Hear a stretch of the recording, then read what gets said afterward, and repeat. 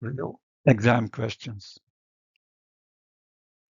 This is question 2 about prestressed concrete and beams. The question goes as follows. In an isostatic beam with a 15-meter span, simply supported, and a rectangular cross-section of 600 by 300 millimeters, this beam has a total load of 14.22 kilonewton per meter, including the dead weight of the beam, and this is the load in serviceability limit state.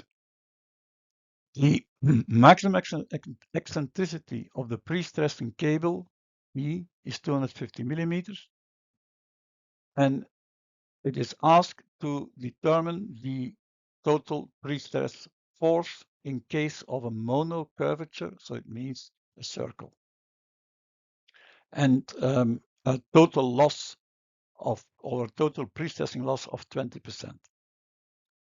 And then it is asked to you to perform a stress check for the section at midspan. We start with the radius of the tendon profile. We know the radius of the tendon profile is the eccentricity divided by 2 plus the net span L squared divided by 8 times the eccentricity. Because E over 2 is small in comparison with L squared, we only use L squared divided by 8E. And when we put in some numbers, we will find that the radius of the tender is 112.5 meters. We will use the load balancing method. It means that the total external load of 14.22 kilonewton per meter must be taken by the pre-tension force. And the net pre-tension force is, of course, the total force with 20% losses, and the radius we calculated as 112.5. From this equation, we get the total pre-stressing force, which is 2000 kilonewton. We look now at a concrete cross-section. The concrete cross-section is 300 by 600 millimeters. And the second modulus of resistance, or the modulus of resistance, W, is Y over V and is also equal because of symmetry as Y over V accent. Y is the second moment of inertia. We put in some numbers because the V is the position of the neutral axis, and which is equal to 300 millimeters. Gives me 80 million cubic millimeter. The bending moment load, it is the bending moment coming from the external loads, which is QL squared over 8. We put in some numbers and we find 400 kilonewton meter. Now we will check the top fiber at midsection, top fiber of the cross section. The stress at the top is then minus the pre-stressing force, the net pre-stressing force, which is the total force times minus the losses of the pre-stress, divided by the cross-section. Minus stands for compression and the plus sign stands for tension.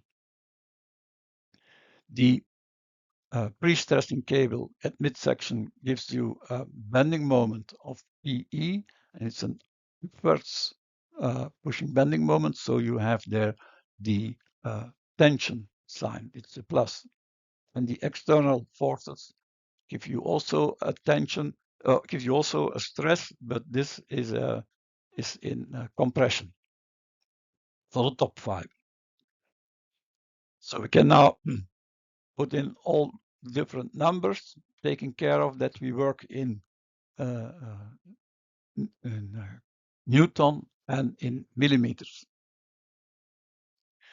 And now we see that for the pre-stress, we got 8.9 megapascal as compression force.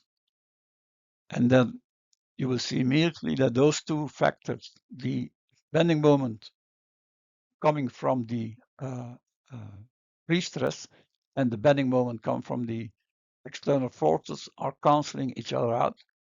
So that's why we are calling this method the load balancing method. The bottom fiber, for the bottom fiber, the total pre-stressing force stress stays the same as a compression force, but the top of the top fiber, there is a compression due to the bending moment induced by the pre-stressing force. And of course, the external load gives you tension at the bottom fiber, which is M over W. We can put in some numbers, and we find that the stress at the bottom is also 8.9 compression force, and we find the load balancing two amounts.